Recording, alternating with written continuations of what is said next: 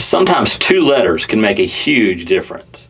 Like in Acts chapter 16, verse 16, it starts out, and you wouldn't even notice, it says, once when we were going to the place of prayer, we were met by a female slave called a spirit.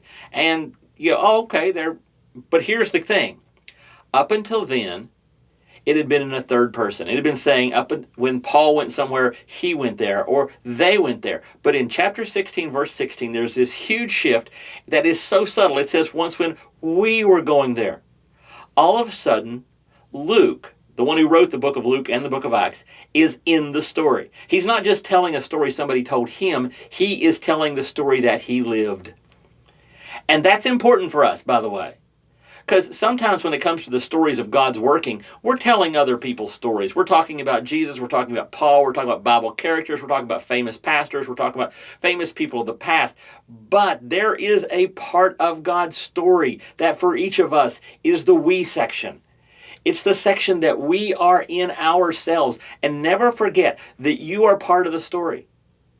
One day, if they write down the entire story of everything in the church, they will come to your church.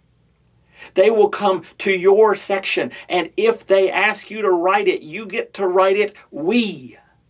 Because this is where I got to be part of the story. And all of us have those places. All of us are part of God's story. God is telling his story, and he wants every one of us to be involved. He wants every one of us to have a part in the story of his redeeming the world, of his restoring the world, where if we were to write it, we would use we. Look at where you are right now. Make sure you're telling your story the best you can, because hopefully one day you'll get to talk about when it happened, and you'll get to use those two letters, we. And that's today's Jumpstart.